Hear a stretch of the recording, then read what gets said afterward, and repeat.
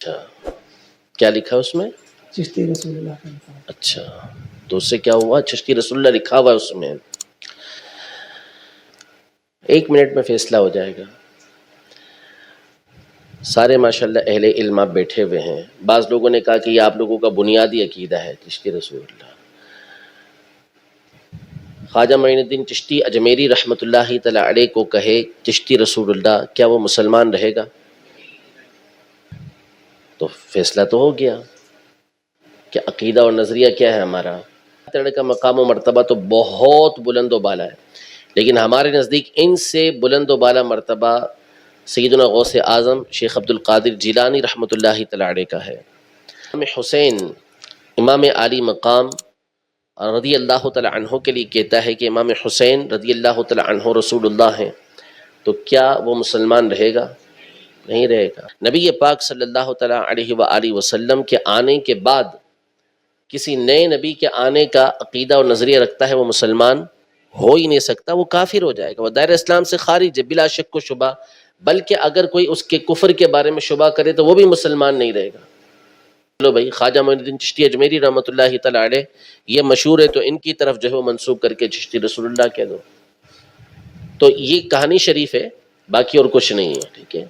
یہ ہمارا کوئی شخص یہ کہتا ہے کہ انا رسول اللہ یا من پیغمبرم فارسی میں کہتا ہے، وہ کافر ہو جائے گا، اگرچہ کہ وہ اس کی تعویل کرتا پھرے کہ میں رسول سے مراد یہاں پر پیغام پہنچانے والا مراد دے رہا ہوں، کہ رسول کا مطلب تو خوشی میں اس کی زبان سے الفاظ نکلتے ہیں کہ اے میرے رب، انت عبدی، انت تو میرا بندہ ہے، میں تیرا معبود ہوں۔ اللہ تبارک و تعالیٰ سے کہہ رہا ہے کہ تو میرا بندہ ہے، میں تیرا، واضح کفر ہے، لیکن نبی پاک صلی اللہ علیہ وسلم سے کفر نہیں فرمایا۔ کیوں؟ کس کی کتاب ہے؟ یعنی منسوب اہل سنت کی طرف۔ اچھا، کیا لکھا ہے اس میں؟ چشتی رسول اللہ کا لکھا ہے۔ اچھا، تو اس سے کیا ہوا؟ چشتی رسول اللہ لکھا ہوا ہے اس میں، تو یہ ختم نبوت کے خلاف ہے۔ 1 منٹ میں فیصلہ ہو جائے گا۔ سارے ماشاءاللہ اہل علم آپ بیٹھے ہوئے ہیں۔ بعض لوگوں نے کہا کہ یہ آپ لوگوں کا بنیادی عقیدہ ہے چشتی رسول اللہ۔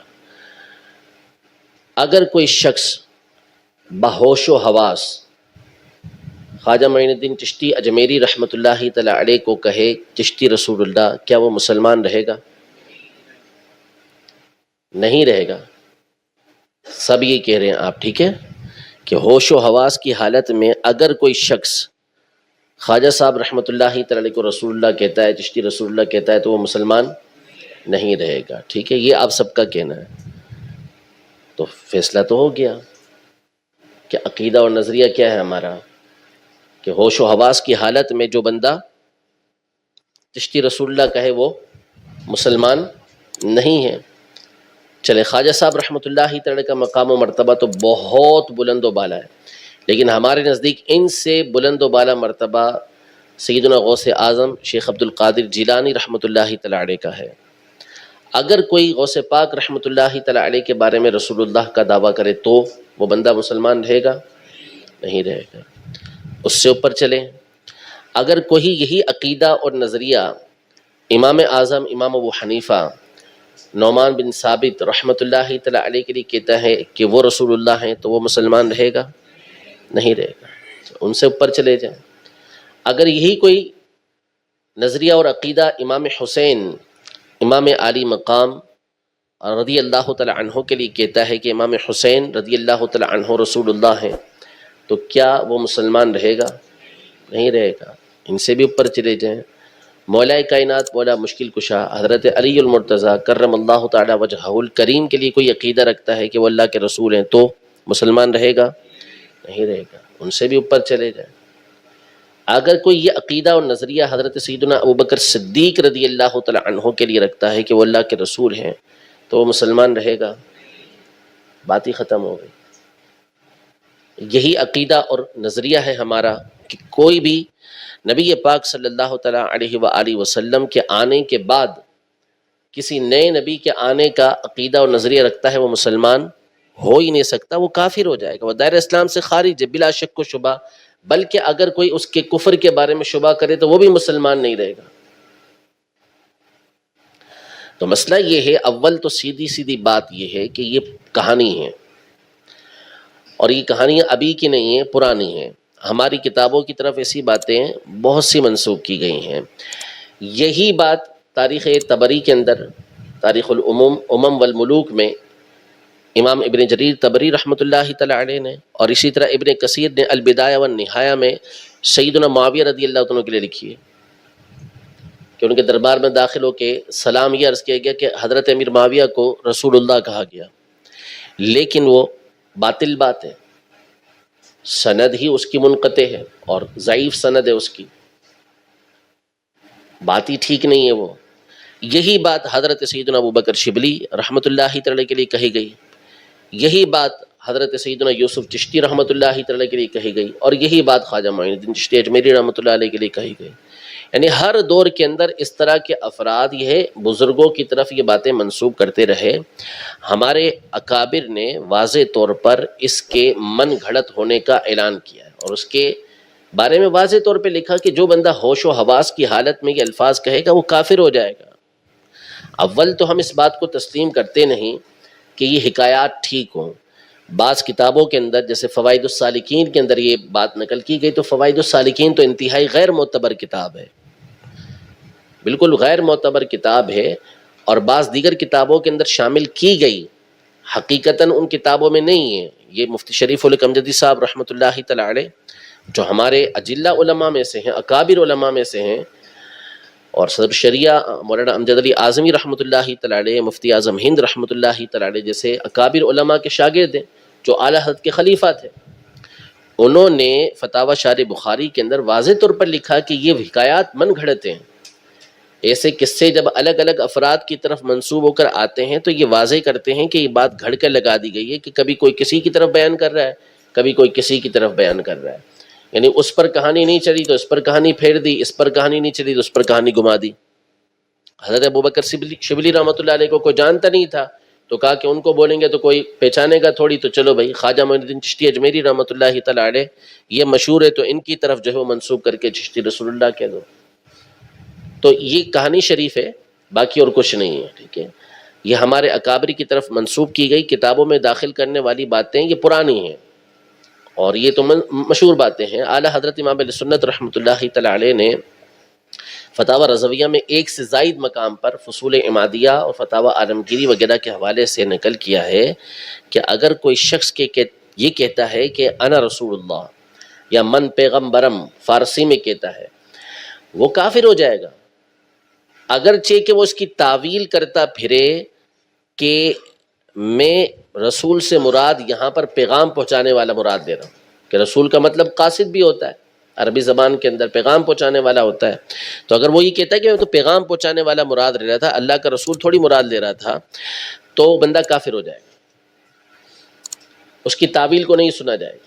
ہم یہاں پہ تعویل بھی نہیں مانتے کہ جو بندہ ہوش و حواس کی حالت کے اندر بالکل وہ اس کی عقل سلامت ہے اور یہ الفاظ کہے اور اس کے بعد تعویل کرتا پھرے تو اس کی بات کو کوئی تسلیم نہیں کیا جائے گا. تعویل اور کوئی لوگ کرتے ہیں، ہم تعویل بھی نہیں کرتے، ہم تو تعویل کرنے کو بھی کفر کہتے ہیں کہ یہاں تعویل چلے گی بھی نہیں. ٹھیک ہے، تو اول تو یہ حکایات من گھڑت ہیں، کہانی ہیں اور کچھ بھی نہیں ہے. دوسرا، بالفرض اگر تسلیم کر لیا جائے کہ بعض معتبر کتابوں کے اندر اس کو شامل کر بھی دیا گیا، تو پھر وہاں پر شامل کرنے والے سے خود ہی یہاں پر یہ بات واضح ہو گئی کہ اس میں یہ لکھا ہوا ہے کہ اس وقت وہ حال کی کیفیت میں تھے، یعنی ہوش و حواس میں نہیں تھے، جذب کی کیفیت کے اندر تھے. ان سے یہ کلمات ادا ہوئے اور پھر اس کے بعد جب ہوش آئے تو انہوں نے کہا کہ نہیں، میں تو رسول اللہ کا ادنا غلام ہوں، رسول اللہ کا ادنا غلام ہوں. اس بات کو تسلیم کیا انہوں نے. تو ہوش و حواس میں جو نہ ہو اس کے اوپر تھوڑی حکم چلتا ہے.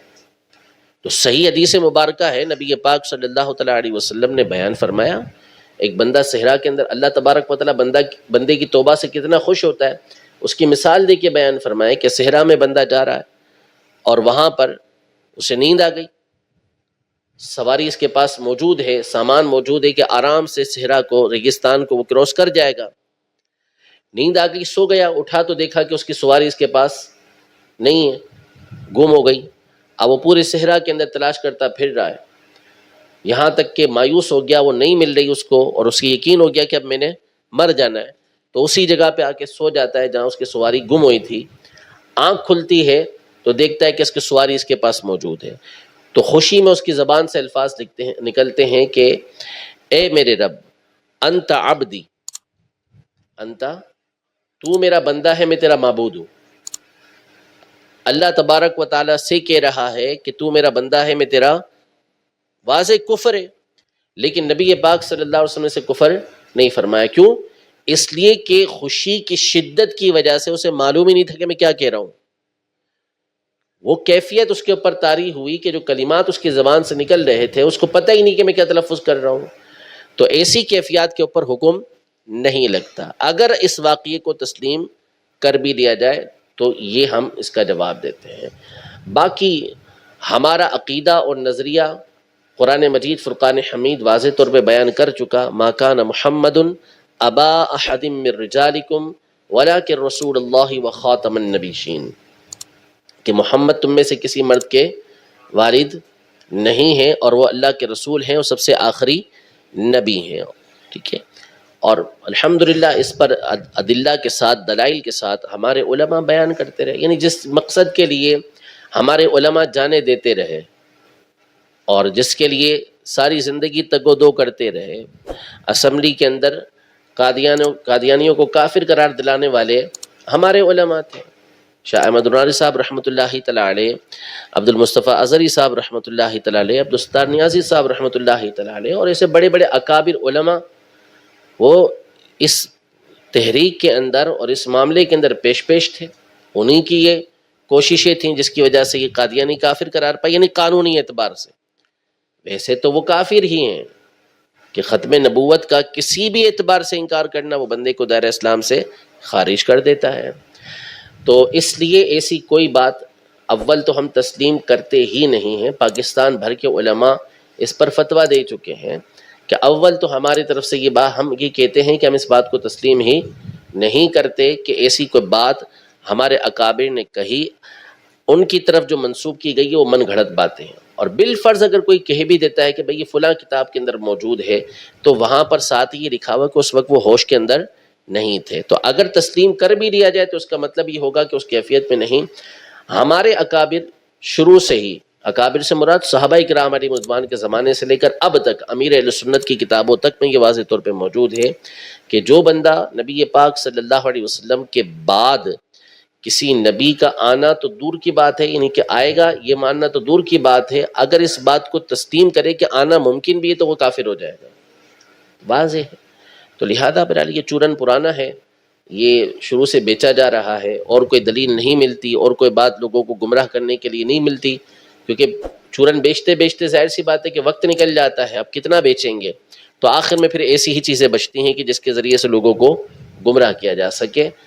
ہم اس کو واضح طور پر منع کرتے ہیں کہ ایسی کوئی بات درست نہیں ہے، ایسی چیزیں کتابوں کے اندر شامل کی گئی ہیں لیکن حقیقت کا ان سے کوئی تعلق نہیں ہے۔